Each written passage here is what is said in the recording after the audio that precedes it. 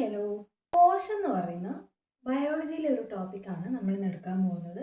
Already ഒരു part എടുത്തു കഴിഞ്ഞതാണ്. അതിലൊരു ഇൻട്രൊഡക്ഷൻ ഒക്കെയാണ് പറഞ്ഞത്. അതിൽ നമ്മൾ എന്തൊക്കെയാണ് ഡിസ്കസ് ചെയ്ത്, കോശം കണ്ടുപിടിച്ച ആള്, അതുമായി ബന്ധപ്പെട്ട കുറച്ച് വ്യക്തിത്വങ്ങൾ, കോശ സിദ്ധാന്തം, ഇങ്ങനെ കുറച്ച് കാര്യങ്ങളായിരുന്നു നമ്മൾ ആദ്യത്തെ ക്ലാസ്സിൽ ഡിസ്കസ് ചെയ്തിട്ടുണ്ടായിരുന്നത് അല്ലേ. അപ്പം ഇതിൻ്റെ പാർട്ട് 2 ക്ലാസ് ആണ്. പാർട്ട് 1 കാണാത്തവരുണ്ടെങ്കിൽ അത് കണ്ടിട്ട് വരിക, സബ്സ്ക്രൈബ് ചെയ്യുന്ന കാര്യം പരിഗണിക്കുക. ഓക്കെ, കോശത്തിൻ്റെ മർമ്മത്തിനെ കുറിച്ചൊക്കെ നമ്മൾ കഴിഞ്ഞ ക്ലാസ്സിൽ ചെറുതായിട്ടൊന്ന് ഇൻട്രൊഡ്യൂസ് ചെയ്തിട്ടുണ്ടായി അല്ലേ. അപ്പോൾ നമ്മൾ എന്താ കോശമർമ്മം എന്ന് പറഞ്ഞാൽ, കോശത്തിൻ്റെ കേന്ദ്ര ഭാഗത്തിനെയാണ് കോശമർമ്മം എന്ന് വിളിക്കുക. ഇതൊരു കോശമാണെങ്കിൽ അതിൻ്റെ ഇന്നറിലുള്ള അതിൻ്റെ കേന്ദ്ര ഭാഗത്തിനെയാണ് മർമ്മം എന്ന് വിളിക്കുക. ഇതൊക്കെ നമ്മൾ കഴിഞ്ഞ ക്ലാസ്സിൽ പറഞ്ഞിട്ടുള്ളതാണ് അല്ലേ. ഇനി ചില ജീവികളിൽ ഈ മർമ്മത്തിന് സ്പെസിഫിക് ആയിട്ടുള്ള കൃത്യമായിട്ടുള്ള ഒരു സ്ഥലം അല്ലെങ്കിൽ ഒരു ആവരണം ഉണ്ടാവില്ല. പൊതുവെ എല്ലാ ജീവികളിലും ഈ മർമ്മത്തിന് ഒരു ആവരണം ഉണ്ടാവും. പക്ഷെ ചില ജീവികളിൽ ഈ മർമ്മത്തിന് കൃത്യമായിട്ടുള്ള ഒരു ആവരണം ഉണ്ടാവില്ല. അങ്ങനെയുള്ള ജീവികളെയാണ് നമ്മൾ പ്രോകാരിയോട്ട് എന്ന് വിളിക്കുക. എന്താ വിളിക്കുക? പ്രോകാരിയോട്ട്.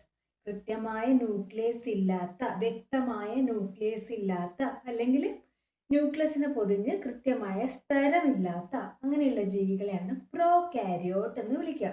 അപ്പോൾ അതിന് എക്സാമ്പിളാണ് ബാക്ടീരിയ, സയനോബാക്ടീരിയ, മൈക്കോപ്ലാസ്മ തുടങ്ങിയവയെല്ലാം അതിന് എക്സാമ്പിളൊക്കെ ഒന്ന് പഠിച്ചു വെച്ചേക്കാം. ഓപ്ഷൻ കണ്ടാൽ കിട്ടണം. ഓക്കെ, ആ രീതിയിലൊന്ന് നോക്കി വെച്ചേക്കാം. ഇനി ഇതിൻ്റെ അകത്ത് മീസോസോമുകൾ കാണപ്പെടുന്നുണ്ട്. എന്താണ് ഈ മീസോസോം എന്ന് പറഞ്ഞാൽ? മീസോസോം എന്ന് പറഞ്ഞാൽ ബാക്ടീരിയ പോലുള്ള ജീവികളിൽ കാണപ്പെടുന്ന അതിൻ്റെ അകത്തുള്ള ഒരു സ്ട്രക്ചറിനെയാണ് നമ്മൾ മീസോസോം എന്ന് പറയുക. അതിനെക്കുറിച്ച് കൂടുതൽ ഡീറ്റെയിൽ ആയിട്ട് പോകണ്ട. ഓക്കെ, അപ്പം മീസോസോമുകൾ കാണപ്പെടുന്നു എന്ന് പഠിച്ചു വെക്കുക. പ്രോകാരിയോട്ടിൽ മീസോസോം ഉണ്ട്. ഓക്കെ, ഇനി നമ്മളിപ്പോൾ പറഞ്ഞത് വ്യക്തമായ സ്ഥലത്തോടു കൂടി ഇല്ലാത്ത മർമ്മം. ഇനി ഇവിടെ അടുത്ത ഒരു കാറ്റഗറിയാണ് യൂകാരിയോട്ടുകൾ. നമ്മൾ മനുഷ്യരെ പോലെയുള്ള ആളുകളിലെ കോശങ്ങളിൽ ഇതിലെ മർമ്മത്തിന് വ്യക്തമായ ഒരു സ്ഥരാവരണം ഉണ്ടാവും. ഓക്കെ, സ്ഥലത്താൽ ആവരണം ചെയ്ത വ്യക്തമായ മർമ്മം ഉണ്ടാവും. അതിനെയാണ് നമ്മൾ യൂകാരിയോട്ടുകൾ എന്ന് പറയാം. സ്ഥലത്താൽ ആവരണം ചെയ്ത മർമ്മമുള്ള കോശങ്ങളെ, അങ്ങനെയുള്ള ജീവികളെയാണ് യൂകാരിയോട്ടുകൾ എന്ന് പറയാം. ഓക്കെ, അപ്പോൾ അതിന് എക്സാമ്പിളാണ് അമീബ, ജന്തുക്കൾ, സസ്യങ്ങളൊക്കെ. എക്സാമ്പിളും ഒന്ന് നോക്കി വെച്ചേക്കാം. എക്സാമ്പിളൊക്കെ ഇമ്പോർട്ടൻ്റ് ആണ്. ഓക്കെ, അപ്പോൾ നമ്മൾ പ്രോകാരിയോട്ട് പറഞ്ഞപ്പോൾ അതിൽ മീസോസോമുകൾ ഇല്ല എന്ന് മീസോസോമുകൾ കാണപ്പെടുന്നു എന്ന് പറഞ്ഞു. ഇവിടെ മീസോസോമുകൾ ഇല്ല. ഓക്കെ, അപ്പോൾ ഇതിൻ്റെ യൂകാരിയോട്ടിൻ്റെ കാര്യത്തിൽ ഇതിൻ്റെ കോശാംഗങ്ങൾക്കെല്ലാം സ്ഥലത്തിൽ പൊതിഞ്ഞ ആവരണം ഉണ്ടാവും. ഓക്കെ, കോശാംഗങ്ങൾക്കെല്ലാം ആവരണം ഉണ്ടാവും. എന്താ കോശാംഗങ്ങൾ എന്ന് പറഞ്ഞാൽ? ഈ കോശത്തിലെ ധർമ്മങ്ങൾ നിർവഹിക്കാൻ വേണ്ടിയിട്ട് അതിൻ്റെ അകത്തുള്ള ഭാഗങ്ങളാണ് നമ്മൾ കോശാംഗങ്ങൾ എന്ന് പറയാം. അപ്പോൾ ഏതൊക്കെയാണ് കോശാംഗങ്ങൾ? ഒരു എക്സാമ്പിൾ പറഞ്ഞാൽ റൈബോസോം കോശാംഗമാണ്, ലൈസോസോം ഒരു കോശാംഗമാണ്, മൈറ്റോകോൺട്രിയ ഒരു കോശാംഗമാണ്.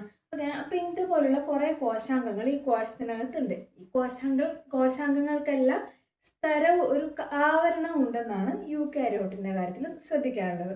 ഓക്കെ, ഇനി ജസ്റ്റ് ഈ കാര്യങ്ങളൊന്ന് നോക്കി പോവാം. നമ്മൾ പൊതുവെ പറയുമ്പം ഏറ്റവും വലിയ കോശമായിട്ട് പറയുന്നത് ഒട്ടകപ്പക്ഷിയുടെ മുട്ടയാണ്. ഒട്ടകപ്പക്ഷിയുടെ മുട്ട. ഓക്കെ, ഏറ്റവും വലിയ കോശം ഏതാണ് നമ്മളടുത്ത് ജനറലായിട്ട് ചോദിക്കുകയാണെങ്കിൽ അത് ഒട്ടകപ്പക്ഷിയുടെ മുട്ടയാണ് വരിക. ഇനി ഏറ്റവും ചെറിയ കോശമാണെങ്കിലോ അത് മൈക്കോപ്ലാസ്മയാണ്. മൈക്കോപ്ലാസ്മ.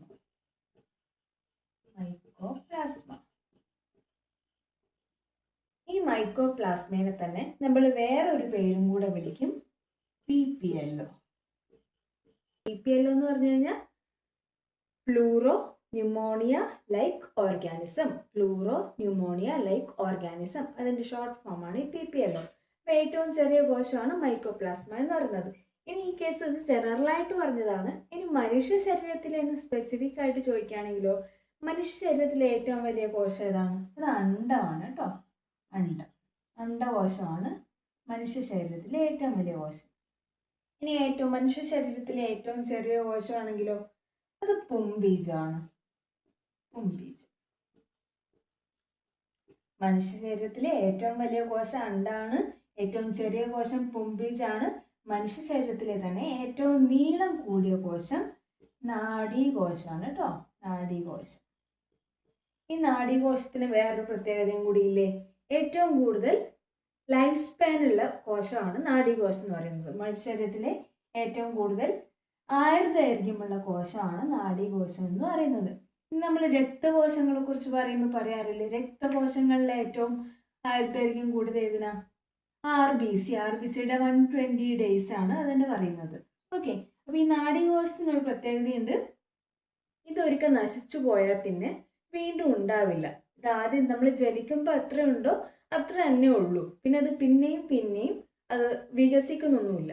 ഓക്കെ, നമ്മൾ പറഞ്ഞു ഈ കോശത്തിനകത്ത് മർമ്മമുണ്ട് അല്ലെ? കോശമുണ്ട്, കോശത്തിനകത്ത് മർമ്മമുണ്ട്.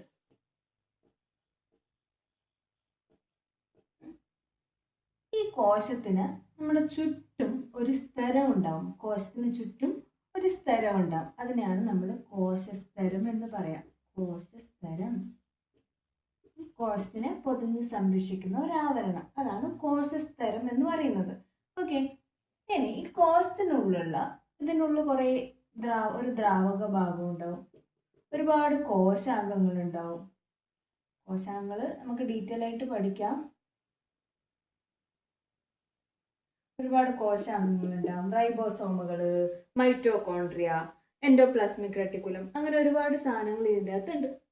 ഓക്കെ, ഇവിടെ ഈ മർമ്മം ഉൾപ്പെടെയുള്ള മുഴുവൻ ഭാഗങ്ങളെയും ചേർത്ത് നമ്മൾ വിളിക്കുന്നതാണ് ജീവദ്രവ്യം. എന്താ വിളിക്കുക? ജീവദ്രവ്യം. ഓക്കെ, ജീവദ്രവ്യത്തിന് മറ്റൊരു പേരും കൂടിയുണ്ട്, പ്രോട്ടോപ്ലാസം. അതായത് ഇംഗ്ലീഷിലുള്ള പേര്. Okay, protoplasm. പ്രോട്ടോപ്ലാസം എന്ന് കേട്ടാലും ഇത് തന്നെയാണ് നമുക്ക് ഓർമ്മ വരണം. മർമ്മം എല്ലാം ഉള്ളത് പ്രോട്ടോപ്ലാസത്തിനകത്താണ്. മർമ്മവും കൂടെ ചേർത്ത് വരുന്ന ഭാഗമാണ് ജീവദ്രവ്യം, പ്രോട്ടോപ്ലാസം എന്ന് പറയുന്നത്. ഇനി മർമ്മം ഒഴിച്ചുള്ള ഫ്ലൂയിഡിന്റെ ഭാഗവും മർമ്മം ഒഴിച്ചുള്ള ദ്രവ്യഭാഗത്തിന് നമ്മൾ വിളിക്കുന്നതാണ് കോശദ്രവ്യം. കോശദ്രവ്യം. ഓക്കെ, കോശദ്രവ്യത്തിന് പറയുന്ന പേര് സൈറ്റോപ്ലാസം. ഈ കോശദ്രവ്യത്തിനകത്താണ് നമ്മുടെ കോശാംഗങ്ങളെല്ലാം ഉള്ളത്. ഓക്കെ, കോശദ്രവ്യത്തിനകത്താണ് കോശാംഗങ്ങൾ ഉള്ളത്. കോശാംഗങ്ങളിൽ എന്താ പറയാ? സെൽ ഓർഗനൽസ് എന്ന് പറയും. ഓക്കെ, സെൽ ഓർഗനൽസ് എന്ന് പറയും. നമ്മുടെ ഈ ജീവൽ പ്രവർത്തനങ്ങളെല്ലാം നിയന്ത്രിക്കുന്നത് ആരാണ്? ഈ കോശാംഗങ്ങളാണ്. നമ്മുടെ ഈ ജീവധർമ്മങ്ങളെല്ലാം നിർവഹിക്കുന്നതിനായിട്ട് കോശങ്ങളിൽ കാണുന്ന സവിശേഷ ഘടകങ്ങളാണ് ഈ കോശാംഗങ്ങൾ എന്ന് പറയുന്നത്.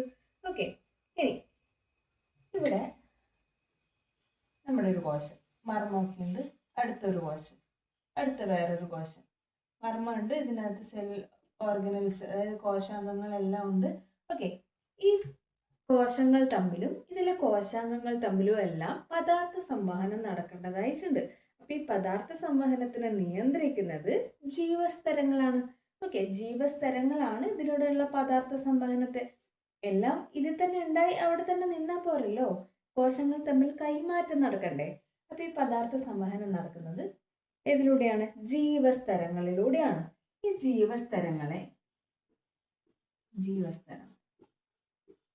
ജീവസ്തരങ്ങളെ നമ്മൾ വരണധാര്യസ്തരങ്ങൾ എന്നും കൂടെ പറയും. വരണധാര്യസ്തരം. എന്തുകൊണ്ടാണ് വരണധാര്യം സ്തരം എന്ന് പറയുന്നത്? അതായത് ഇതെല്ലാ പദാർത്ഥങ്ങളെയും ഒന്നും കടത്തിവിടില്ല. ആവശ്യമുള്ള പദാർത്ഥങ്ങളെ മാത്രം സെലക്റ്റീവായിട്ടേ കടത്തിവിടുള്ളൂ. അതുകൊണ്ടാണ് ഇതിനെ വരണധാര്യസ്തരങ്ങൾ എന്ന് വിളിക്കുന്നത്. ഒരു ചെറിയ കാര്യം നോക്കാനുള്ളത് ഈ കോശസ്തരത്തിന്റെ ഘടനയെ കുറിച്ചാണ്. കോശസ്തരത്തിന്റെ ഘടന. കോശസ്തരത്തിന്റെ ഘടന പറയുന്ന ഒരു മോഡൽ ഉണ്ട്. ആ മോഡലിനെയാണ് നമ്മൾ ഫ്ലൂയിഡ് മൊസൈക്ക് മോഡൽ എന്ന് പറയാം. കോശസ്തരത്തിന്റെ ഘടനയെ കുറിച്ച് പറയുന്ന ഒരു മോഡലിന്റെ പേരാണ് ഫ്ലൂയിഡ് മൊസൈക്ക് മോഡൽ. ആ മോഡൽ ഇൻട്രൊഡ്യൂസ് ചെയ്തത് ആരാണ്? സിംഗറും നിക്കോൾസണും. രണ്ട് സയന്റിസ്റ്റിന്റെ പേരാണ് സിംഗർ ആൻഡ് നിക്കോൾസൺ. ഇവരാണ് ഈ ഫ്ലൂയിഡ് മൊസൈക്ക് മോഡൽ, കോശസ്തരത്തെ കുറിച്ചുള്ള ഒരു ഘടന ഇവരാണ് മുന്നോട്ട് വെച്ചിട്ടുണ്ടായിരുന്നത്. ഓക്കെ, ഈ ഘടന അനുസരിച്ചിട്ട് നമ്മുടെ പ്ലാസ്മ സ്തരമില്ലേ, ഈ പ്ലാസ്മ സ്തരം നിർമ്മിച്ചിട്ടുള്ളത് ലിപ്പിഡ് തന്മാത്രകളുടെ 2 പാളികൾ കൊണ്ടാണ്. അതായത് ഒരു സാൻഡ്വിച്ച് മോഡലിൽ. ഓക്കെ, 2 ലിപ്പിഡ് തന്മാത്രകളുടെ പാളികൾ അതുകൊണ്ടാണ് ഈ സ്തരം നിർമ്മിച്ചിട്ടുള്ളത് എന്നാണ് ഫ്ലൂയിഡ് മൊസൈക്ക് മോഡലിലൂടെ സിംഗറും നിക്കോൾസണും പറയുന്നത്. അപ്പൊ ഇതിനുള്ളില് ഈ 2 പാളികളുണ്ടല്ലോ. അപ്പൊ ഇതിനുള്ളില് മാംസ്യ തന്മാത്രകൾ സ്തരത്തിന്റെ പ്രതലത്തിലും സ്തരത്തിൻ്റെ ഉള്ളിലുമായിട്ട് കാണപ്പെടുന്നുണ്ട്. ഇതിൻ്റെ പുറത്തും മാംസതന്മാത്രകൾ ഉണ്ടാവും, ഇതിൻ്റെ ഉള്ളിലും മാംസതന്മാത്രകൾ ഉണ്ടാവും. അപ്പോൾ ആ ഒരു ടൈപ്പ് മോഡൽ, അതിൻ്റെ ചിത്രം ഞാൻ ആ സൈഡിൽ കൊടുത്തേക്കാം. ഓക്കെ, അങ്ങനെ ഒരു മോഡലാണ് സിംഗറും നിക്കോൾസനും കൂടെ ഇൻട്രൊഡ്യൂസ് ചെയ്തിട്ടുണ്ടായിരുന്നത്. അപ്പോൾ ഇത്രയും കാര്യങ്ങൾ കഴിഞ്ഞാൽ ഇനി നമുക്ക് നോക്കാനുള്ളത് ഓരോ കോശാംഗങ്ങളെയും കുറിച്ചാണ്. ഡീറ്റെയിൽ ആയിട്ട് നോക്കേണ്ടതായിട്ടുണ്ട്. അപ്പോൾ അതും കൂടി ഈ ക്ലാസ്സിൽ ആഡ് ചെയ്ത് കഴിഞ്ഞാൽ ക്ലാസ്സിൻ്റെ ലെങ്ത്ത് കൂടിപ്പോവും. അതുകൊണ്ട് ഈ ക്ലാസ് നമുക്ക് ഇവിടെ വെച്ച് വൈൻഡപ്പ് ചെയ്യാം. Thank you.